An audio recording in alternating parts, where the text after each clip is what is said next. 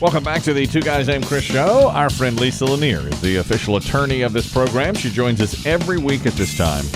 We do something called Lawyer Up, where she goes inside at least 3 legal cases, solves them, answers our questions. She can do it for you as well as president of Lanier Law Group. Hello, Lisa. How are you?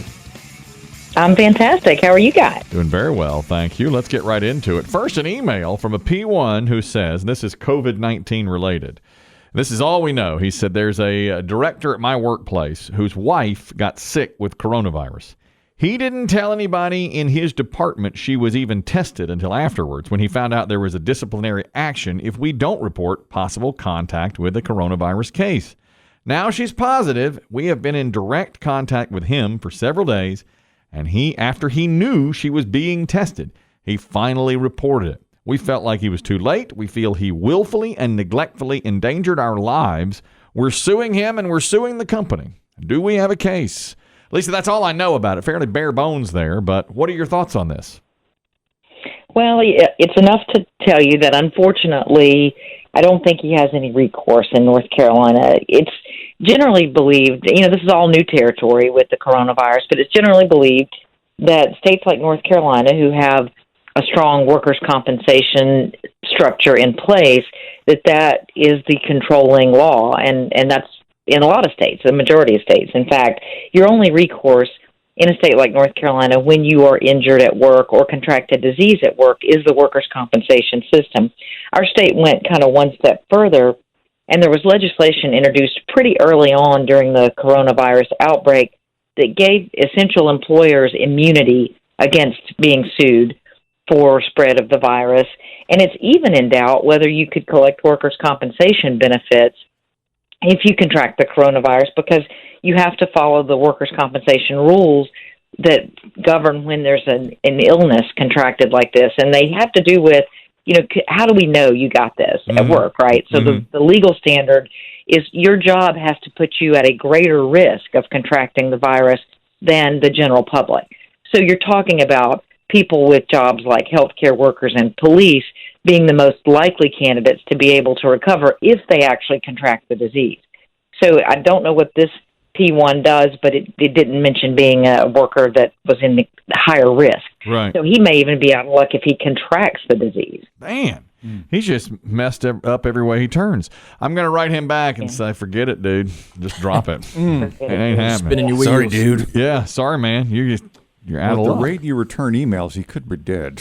Yeah, might be. I got this about 3 weeks ago. He could be on a ventilator. Well, hopefully by now he does not have it. And, I hope not. And he may be one of those. He could be one of those workers. If he does end up contracting it, it's at least worth looking into whether or not he's one of those workers that's at greater risk than the general public. Okay, and then he could get at least some benefits out of it. Right? I wonder, a lot of times if you have like when I went to the dentist, and if you go to any sort of doctor's appointment, they'll always ask you the same questions. Have you had any of these such and such symptoms? Have you traveled to any of the following states? Do you know anybody who is currently under the testing protocol? I wonder how many people are lying about those. Good question. To go to the dentist on. Yeah, if you've been to a hot spot and then just If you've been to a hot spot What if you answer yes? If you say, I don't know. Do they just turn you away? Do you know that, Lisa? If I go to my dentist and they say, have you been to this area of the country? Not Myrtle Beach. It's always the last one. You haven't been to Myrtle Beach, have you? Yeah, if you've been anywhere except I have been to Myrtle Beach. the Grand Strand a few times. I've been to Myrtle Beach. We can take you. I love Myrtle Beach. That's my spot. That is. Myrtle. So what do you think if I say, yeah, I've been to Myrtle Beach? What will they say to me?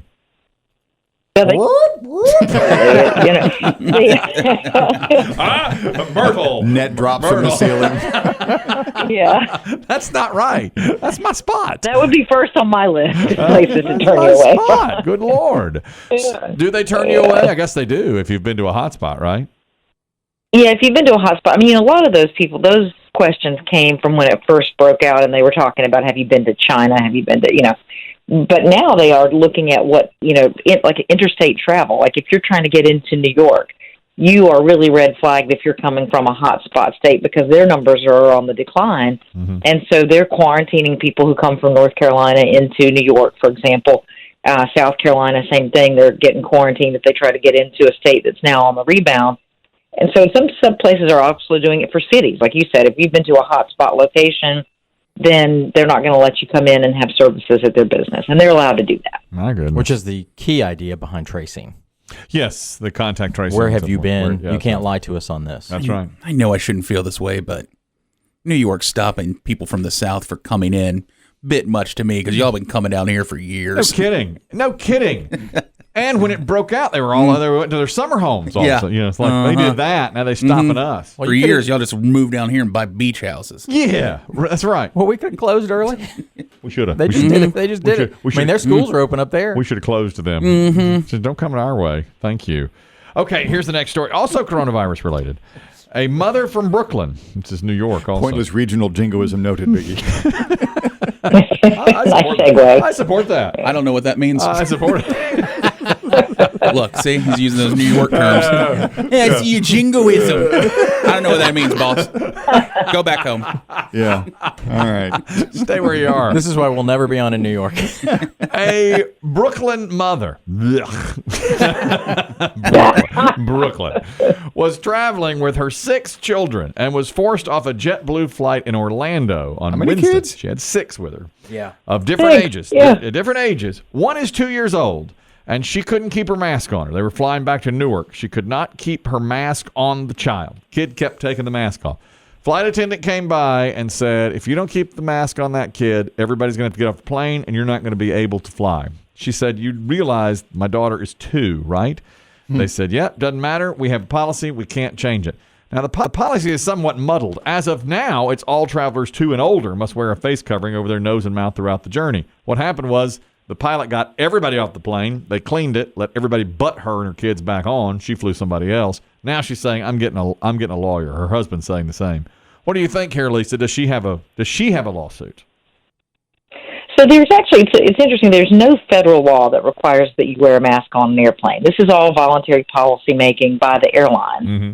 The FAA regs allow airlines to create policies and enforce them for the safety of passengers, and they allow people to be deplaned if their conduct is in any way interfering with the flight. You know, and so here, their policy at the time this happened, the JetBlue policy had an exemption from the mask requirement for very young children. That's all it said, which was vague. Mm-hmm. And now they've since clarified it because of this incident, and they've said what we mean by that is if you are 2 or older, you have to have a mask on. So basically, if you're a baby, you know, if you're under 2, baby or toddler, then you can be exempt from it. So, you know, there was a little bit of lack of clarity in the policy, but under the FAA regs, usually the airlines prevail if people sue them under this sort of deplaning type of an incident, because it's in the airline judgment, you know, what is interfering with the flight and what is interfering with the safety of others. And they tried to get her to deplane, and she would not. And so that's when they had the pilot eventually got frustrated and just deplaned everybody. Mm-hmm. And so it ended up, you know, and, you know, these things there's just a little exercise of common sense in some of these situations. It is very difficult to keep a mask on a 2-year-old. I mean, it's just almost impossible. And the other people on the flight were like, look, she's 2. It's okay. Let's just get on with this flight. You know, they were coming. Yeah. They were coming to her defense. But, you know, so, I mean, I think a little exercise of common sense might have been like, let's go ahead and fly with this 2-year-old. But that's not the path that they chose. I don't think that they're going to be vulnerable to any kind of ramifications in the lawsuit because of it. But it wasn't necessarily the best outcome. I'm with you. And I think their policy is bad now. 2 and up. I would say really 4 or 5 and up, because 2-year-olds are not going to keep that mask on. It's like most places, most public stores and places, babies just don't. Yeah. And I do mean under 4. What do you say, really 4? I think 4 is about the right age. I think it's really tough to make a 4-year-old do anything like that. Agreed. I mean, 4 to 5 is about as early as you can get them to actually keep something like that on. Now, on their side, 2-year-olds will spray snot and stuff all over the place. They're always they will. touch their fingers, they lick, they snot a lot. They snot a lot. I mean, that's the truth. This has to be the first incident ever that people have come to say, leave the baby on the plane. Nobody does that. Right. Yeah. Nobody does right, that. Exactly. Let the baby fly. Let's talk tampons for a minute. I know Lisa has she actually sent this story, and so this is an interesting one. From Michigan, there is a tampon tax lawsuit that it's from a group called Period Equity, and it's from a group supporting 3 Michigan women filing a lawsuit. They feel that taxes on the purchase of menstrual products is sex-based discrimination. The state of Michigan makes over $7 million a year on taxing tampons. Really? Yes, Dave. Really? It's crazy. $7 million a year on a tampon. Just on that one product, though. That's one amazing. product, tampons, exactly. Apparently, the plaintiffs are asking that refunds get issued to those who paid menstrual product taxes over the last 4 years. So they've got a $25 million lawsuit. And if you've had a period in Michigan over the last 5 years, you're due some money. What if you're traveling, say the Uber You'd like to prove that, wouldn't you? or Mackinac? I had my period in Ann Arbor 3 years ago. Homecoming weekend.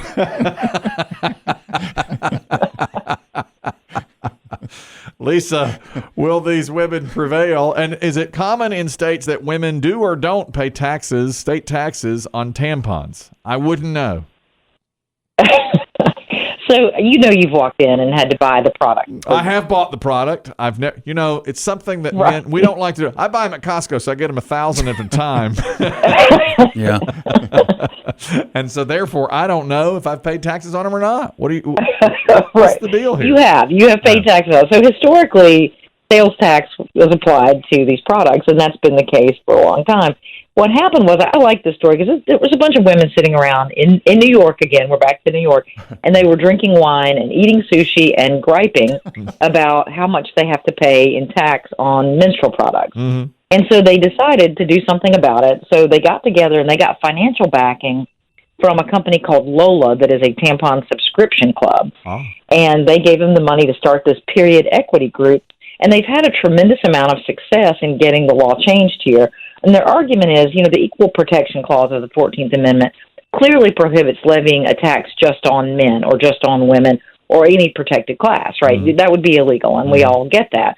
And what they're saying is this is the same thing because only women use these products, so women are being taxed unfairly, and there should be a sales tax exemption for these products. Mm-hmm. So what they've done is they filed these lawsuits in a number of states.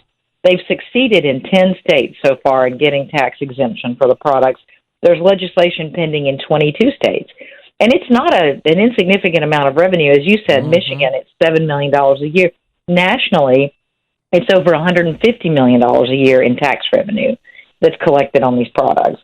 So the interesting thing about it, these states, bipartisan, are supporting these women in introducing legislation to remove this tax, even though I don't really think they would succeed if they ended up taking their litigation all the way, because the precedent in the Supreme Court is that if a policy accidentally, unfairly impacts men versus women, disproportionately, then it isn't necessarily an unconstitutional piece of legislation or government action.